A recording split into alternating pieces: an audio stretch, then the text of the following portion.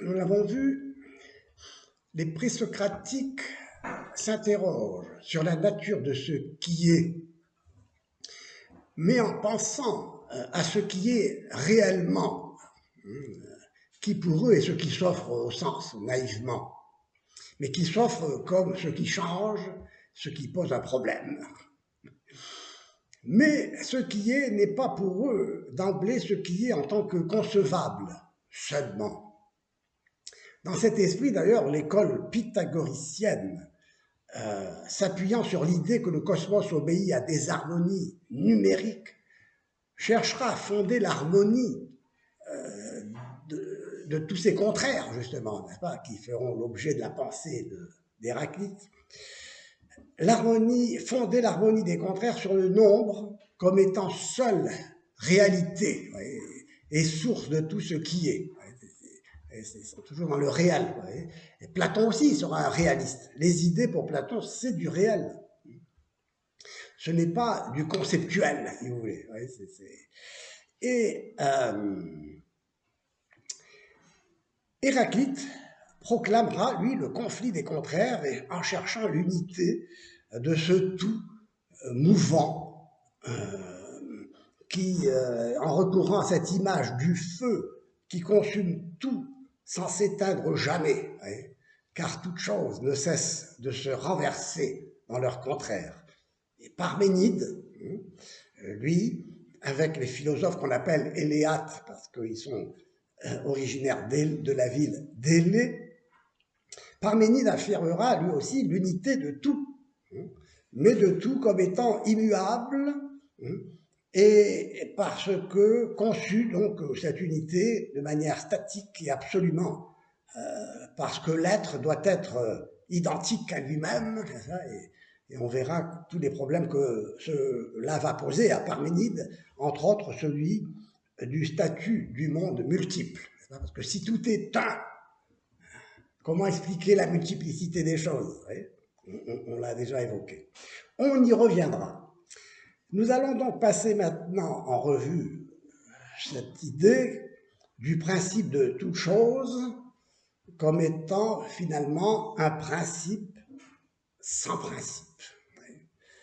Thalès de Milet, né en 625 et mort en 547, selon les dates que nous avons, est le premier à avoir trouvé ce principe dans l'eau comme étant l'élément permanent qui permet d'expliquer que la nature, en changeant, en quelque sorte, ne se noie pas, si on peut dire, puisque tout est eau.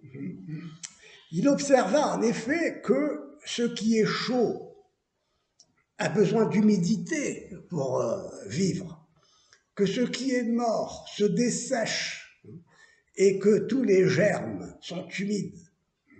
Je le cite, oui. Et qu'il est naturel que chaque chose se nourrisse de ce dont elle provient. Or, l'eau, dit-il, est le principe de la nature humide et de ce qui entretient toute chose. Donc l'eau est le principe de tout. Elle est le déterminant universel qui permet de comprendre la multiplicité comme autant de déterminations qui sont des modalités de cette eau qui est tout et qui change. Et on comprend donc le passage du sec à l'humide, du solide au liquide, de tout ce qui nous apparaît comme des modalités de cette eau. Oui, nous sommes toujours ici, en quelque sorte, enfermés dans la totalité. Nous sommes toujours dans le tout. Une totalité refermée sur elle-même. La philosophie grecque commence toujours...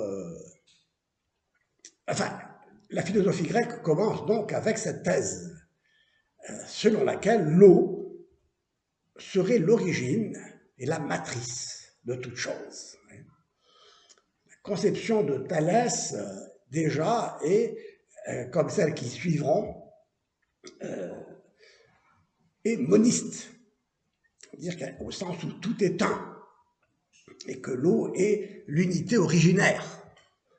Tout le monde, l'univers peut observer, pardon, il me dit que tout le monde peut observer que la pluie est nécessaire pour la croissance des végétaux, pour l'alimentation humaine. Le spectacle des fleuves apportant des alluvions, l'observation de la circulation de la sève, de la semence des animaux. Tout cela conduit Thalès à conclure que l'eau est le principe de toute chose. Il découvrait de la sorte le principe de l'unité du cosmos. Le mot cosmos signifie en grec ordre, déjà, et unité d'ordre. D'un seul coup d'aile, donc, il s'élève au-dessus de la science et du mythe. Quand je dis ici science, je fais toujours allusion à la science quantificatrice de la physique mathématique, qui réduit la réalité, comme je l'ai dit tout à l'heure, au quantifiable, au mesurable. Il s'élève au-dessus de la science telle qu'on l'entend aujourd'hui et du mythe, de la mythologie qui est expliquée en recourant au mythe, la réalité des choses, la vérité des choses. Il s'élève donc à un niveau métaphysique en parlant de l'idée que tout se ramène à l'unité et que cette idée ne relève ni de l'allégorie ni de l'algorithme, pourrait-on dire. La force de cette pensée, comme de la pensée grecque en général, est son réalisme.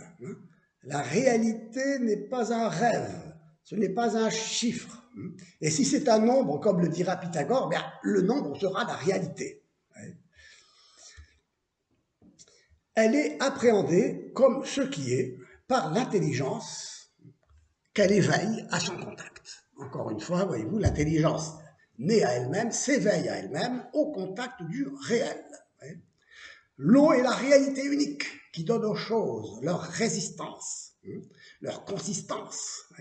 Cela satisfait l'intelligence, parce que l'intelligence a besoin de ce qui résiste à la division, c'est-à-dire au chaos inintelligible de tout ce qui se sépare de tout, c'est-à-dire à la dissolution du réel.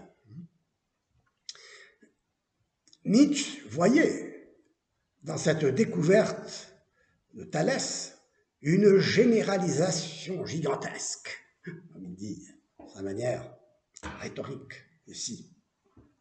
Thalès, écrit-il, a vu l'unité de l'être, et quand il a voulu la dire, il a parlé de l'eau. L'eau est un flux qui traverse tout ce qui est et constitue tout ce qui est. Mais il ne faut pas évidemment voir l'eau matérielle, c'est-à-dire 2 molécules d'hydrogène et une molécule d'oxygène. L'eau signifie le principe qui anime et attire à lui, en les unissant justement, toutes les choses, et qui les attire comme l'aimant. En ce sens, Thalès affirmait que tout est plein de Dieu. Mais ce n'est pas un matérialiste au sens moderne du mot. C'est un physiologue, comme dirait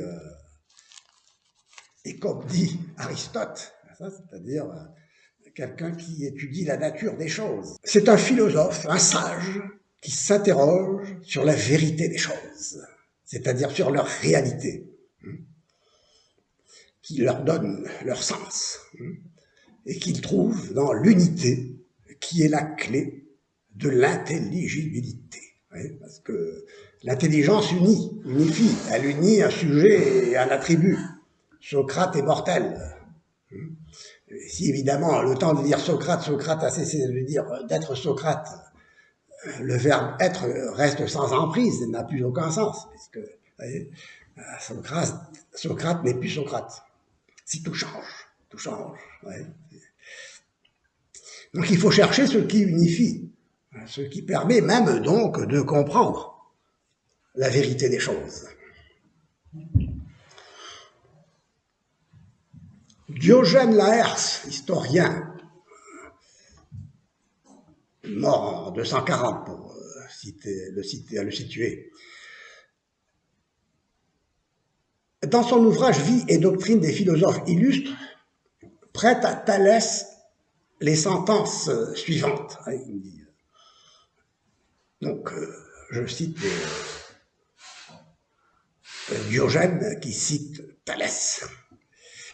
De tous les êtres le plus ancien, c'est Dieu, car il n'a pas été engendré. Le plus beau, c'est le monde, car il est l'ouvrage de Dieu.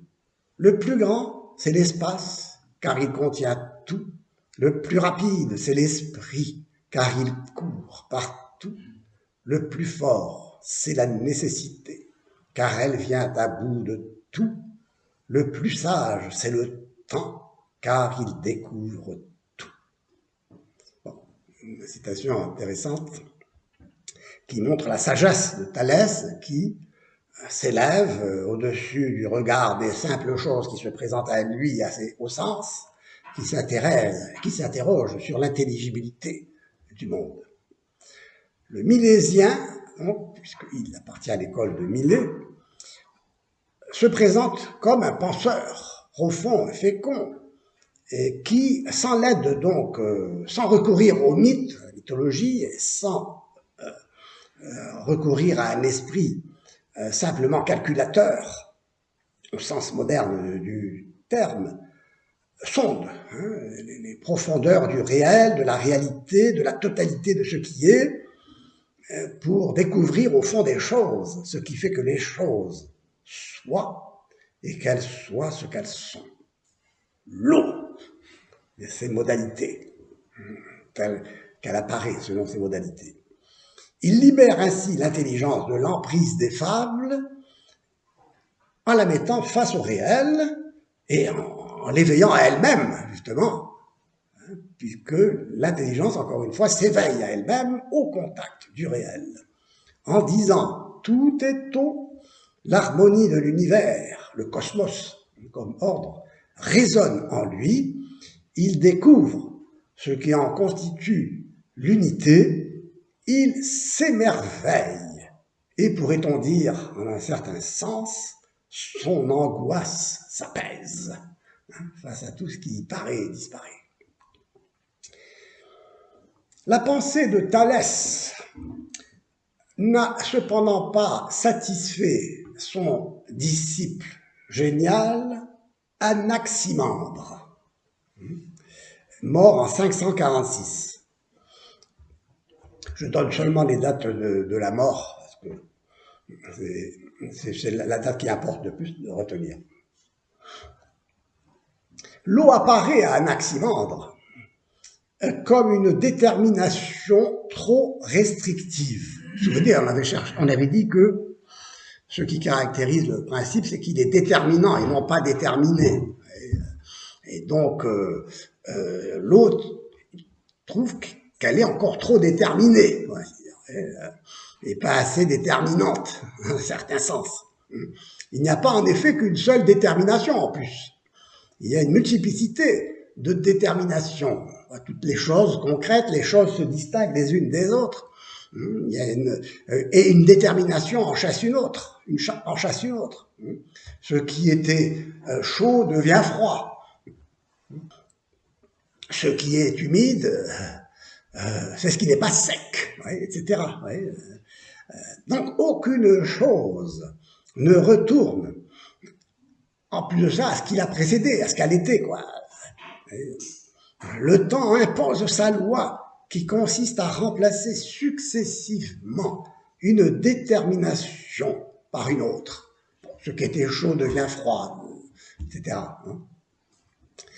Les déterminations se multiplient et se concurrencent, voire se contredisent l'une l'autre, inaugurant le règne, nous dit Anaximandre, de l'injustice, l'adikia en grec. Le règne de l'injustice, c'est-à-dire celui de l'inégalité. Nécessairement, il y aura un qui sera plus fort que l'autre, plus faible. Donc ces déterminations sont de trop pour la parfaite égalité qui doit être l'indétermination pure et nue, hein, d'où peuvent surgir d'autres déterminations, hein, d'où tout est issu, et où tout doit retourner pour satisfaire la justice. Ouais.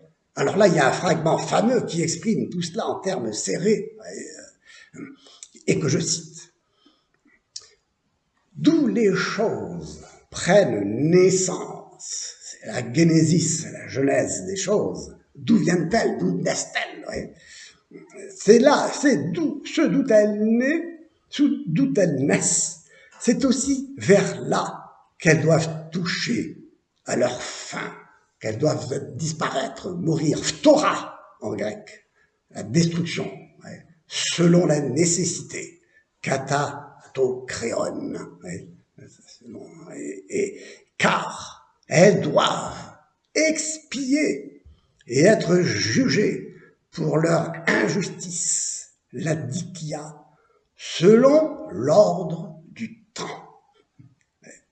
Alors, vous voyez, ce fragment a été rapporté par Simplicius, parce qu'on ne possède, et on reconstitue les œuvres des présocratiques souvent par les citations que les philosophes en ont faites. Et donc, ici, ce fragment est tiré d'une citation, c'est Simplicius qui l'a cité. En tout cas, peu importe ici, ce fragment pris comme tel exprime en peu de mots une pensée profonde et féconde. Et d'ailleurs, elle a fait l'objet nous verrons, de commentaires profonds, comme ceux de Nietzsche, ceux de Heidegger, sur lesquels nous reviendrons. Parole donc brève, qui peut en dire plus qu'un lourd traité, ouais, si on commence à les méditer. Et on va voir que déjà, pratiquement tout est dit là. On va voir comment. Oui, pourquoi? Parce que pourquoi est-ce que je dis cela en anticipant un peu? C'est que vous comprenez, la question de l'unité soulève la question du rapport entre l'un et le multiple. Vous voyez, nous verrons toute une histoire de la philosophie culminée avec le néoplatonisme, pour lequel l'un est le principe sans principe, et que tout ce qui est multiple est dégradation. On le voit déjà chez Platon. Le monde multiple est une dégradation. Tout ce qui est multiplicité détruit l'unité, quoi. Et de trop. On verra tout cela. La multiplicité est de trop pour la pureté de l'un. C'est une injustice, quoi. Et tout cela, montre bien que on est encore en dehors ici de cette tradition pour laquelle le monde est bon, créé par un Dieu bon, ex nihilo. On est loin de cette idée encore. Mais cependant, on a tout de même une vérité, n'est-ce pas? C'est que l'existence de ce monde multiple doit renvoyer à un principe qui explique son origine. C'est intéressant. Donc, Heidegger, qui a commenté cette parole d'Anaximandre, comme il dit, n'est-ce pas, a repris aussi l'interprétation de Nietzsche, et pour qui, justement, Anaximandre est le premier à avoir vu que, je cite, « tout devenir est une émancipation coupable de l'être éternel, une iniquité qu'il faut payer par la mort. » Fin de citation. Ouais. Quel sens donner à cette émancipation coupable? Eh bien, elle dit que tout ce qui s'ajoute à l'unité pure et nue, désertique de l'un est de trop pour lui. Puisqu'en effet, tout ce qui s'ajoute à l'un, ça en finit avec l'un. Si l'un s'ajoutait quoi que ce soit, il ne serait plus un, il serait 2, 3, 4, 5, infiniment plus. Et donc, l'unité ne serait plus une. Et donc, sa pureté serait compromise. Et donc tout ce qui s'ajouterait serait de trop pour l'un et doit disparaître, afin que cette pureté de l'unité soit retrouvée. La multiplicité des êtres apparus doit donc expier l'injustice faite à l'unité. Et comment doit-il expier? En disparaissant. J'attire votre attention là-dessus et nous développerons tout cela. Une telle pensée débouchera sur une mystique nihiliste. Une mystique nihiliste pour laquelle, justement, la fin de l'homme n'est plus dans la contemplation du face-à-face de la créature avec son créateur, dans une vision béatifique telle que la théologie chrétienne le développe. L'union à Dieu n'est pas une fusion, mais c'est un face-à-face dans la vision béatifique. Or ici, et malheureusement, nous le verrons, cette pensée malécarie, si j'ose dire, de l'un, conduit à ce nihilisme actif qui va consister à développer l'action de l'homme comme une action négative, négatrice, qui consiste à se nier soi-même, à effacer ce monde qui est de trop pour l'éternité, comme dira Sartre à propos quand il parlera de Roquentin, donc, qui fait l'expérience de son existence absurde, qui se trouve là, sans raison d'être, de trop. Il faut qu'il disparaisse. De même que Socrate, condamné à la ciguë, symboliquement, signifie qu'il doit disparaître. Il est de trop pour la pureté de l'idée d'humanité.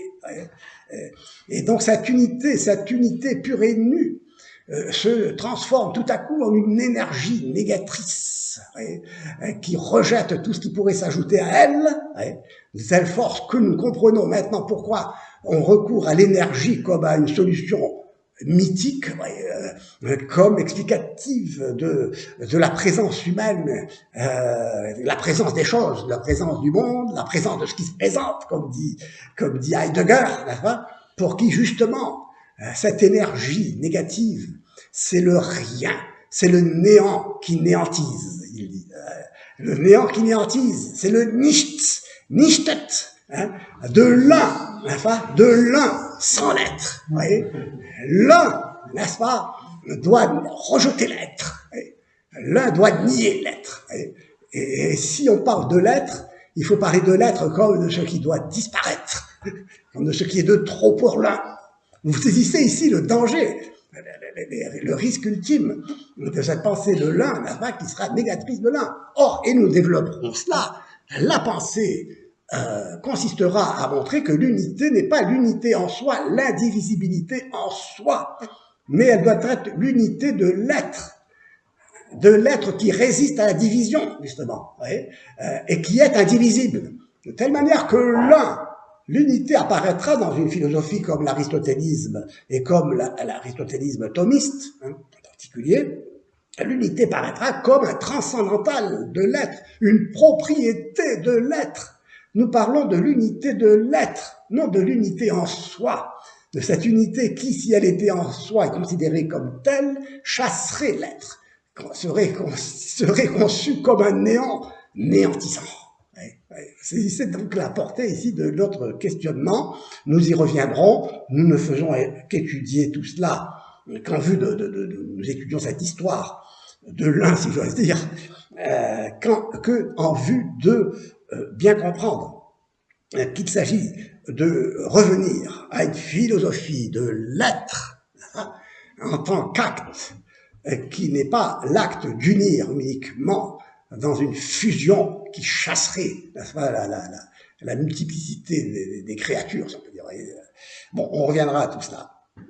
Donc, voyez, dans cette perspective, l'unité exclut la multiplicité. Elle est le principe de toute chose sans en être aucune. Elle est au-dessus de toute détermination. Voilà la grande découverte que fera Anaximandre. C'est l'un qui est unité pure et nue en tant qu'indétermination pure, illimitation, nous le verrons, apeiron, ce qui est sans limite. Ouais. Rien ne peut s'ajouter à cette unité sans cesser. Rien ne peut s'ajouter à l'un sans en finir avec son unité. Rien ne peut déterminer le déterminant, quoi. Donc le déterminant, eh bien, doit être indétermination pure, pour pouvoir déterminer. Ouais. Comment le déterminant pourrait-il être lui-même déterminé? Il faudrait qu'il se détermine lui-même, mais il se déterminera lui-même qu'en étant indéterminé. Donc, tel est le sens qu'il faut donner à la justice, à la dike. La justice, c'est l'égalité absolue de l'un égal à lui-même. Un égale un. Tout ce qui va contre l'unité s'oppose dès lors à la justice. Ce qui s'ajoute à elle la détruit en introduisant la division et en produisant le monde multiple, changeant, qui se divise à l'infini, qui ne peut plus, qui est le trop. L'existence, ça prend ce sens d'être jeté dehors. Ek, sistéré, le mot exister, il faut le décomposer en ex, sistéré, ce qui est jeté dehors, ce qui se trouve là dehors. Donc, par exemple, vous trouvez cela dans le vocabulaire, dans le lexique d'Avicenne. En persan, en arabe, le mot être se dit wujud, se trouver là. Et c'est intéressant, il faudra faire ce lien aussi avec une philosophie de l'un, n'est-ce pas, de l'être qui se trouve là comme de trop, pour l'un. Et donc, nous verrons ensuite dans quelle mesure, évidemment, tout cela est à considérer en rapport avec la notion de création, chez Avicenne aussi et chez saint Thomas. Enfin bon, ce qu'il s'agit de comprendre ici, voyez-vous, c'est que le préfixe ex du mot existence montre bien ce mouvement de sortie hors de soi, de l'unité pure et nue de l'un, hors de l'unité pure et nue de l'un. Tout ce qui existe est de trop, donc pour cette pureté de l'un, de cette éternité de l'un, comme dirait Sartre en parlant de l'éternité. L'éternité de quoi? L'existence elle-même, donc, porte une culpabilité. Aussi, il n'est pas surprenant qu'Anaximandre voit dans toute existence particulière une usurpation, voire un crime contre la justice. Et donc l'injustice apparaît avec la naissance, la génésis des choses multiples qui croissent sous le soleil. Croître, vous vous souvenez, vient de phuein en grec, qui a donné le mot physis, la physique, la nature. Donc, qui croissent avec le temps, les unes, je cite, aux dépens des autres. Alléloïs. Le monde multiple est le monde de la séparation, de la division, en dehors de l'un qui est l'indivisibilité en soi, l'indétermination pure. Tout se divise sans cesse. Et le temps ici, n'est-ce pas, mange la vie, comme j'avais trouvé un vers de Baudelaire que je citerai peut-être plus tard, n'est-ce pas, sur cette qui dit, n'est-ce pas, de mémoire, ô douleur, le temps mange la vie, et du sang que nous perdons croît et se fortifie. C'est intéressant de voir comment ici, n'est-ce pas, le temps, n'est-ce pas, fait l'œuvre, n'est-ce pas, de la destruction, de la phtora. Donc le fragment que nous avons cité parle de naissance, d'expiation, au sens de rendre compte de cette injustice qu'est le fait d'exister. C'est pourquoi il parle de mort, de destruction. Et c'est dans ce sens que Nietzsche a interprété ce passage, ce fragment.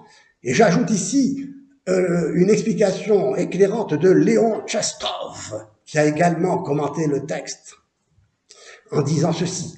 Anaximandre consiste que les choses, en naissant, en se détachant de l'unité primitive et divine, pour atteindre leur être particulier actuel, l'existence concrète, ont commis une action impie au plus haut point, pour laquelle elles devront en toute justice subir le châtiment suprême, la mort, la destruction.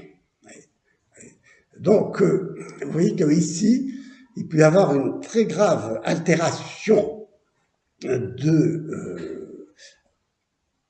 la vie intérieure, de la vie spirituelle même, et de la mystique, au sens d'ascétique et d'élévation et d'union à Dieu, puisque cette union à Dieu ici consisterait dans une fusion qui serait un anéantissement, qui consisterait à laisser le néant néantiser, à s'abîmer dans l'un, dans cette unité divine qui serait impersonnelle.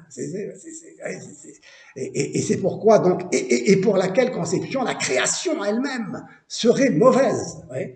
Et ça nous verrons que cela caractérise la pensée gnostique, les gnostiques, pour lesquels, justement, le monde est mauvais. C'est l'œuvre d'un Dieu mauvais, vous voyez, pour les manichéens, par exemple. On verra donc tout cela. Comme vous le voyez, cette pensée de l'un, si on peut parler d'une pensée de l'un, puisque l'un en tant qu'un ne peut pas se penser, comme on le verra, sinon il cesserait d'être un. Et justement, c'est pourquoi, comme on le voit, l'unité pure et nue, considérée comme unité, pure indétermination, se transforme en une énergie qui deviendra une énergie aveugle et destructrice d'un néant néantissant, qui montrera qui ne pourra pas justifier justement la multiplicité de ce monde. Ouais. Alors, nous poursuivrons la prochaine fois, nous continuerons d'étudier cette pensée d'Anaximandre, ce fragment, en examinant le sens de cet apeiron, de cet infini, de cette indétermination, de cette illimitation du principe, source de toute détermination, et qui donc échappe sans cesse à ce monde, et auquel ce monde échappe sans cesse.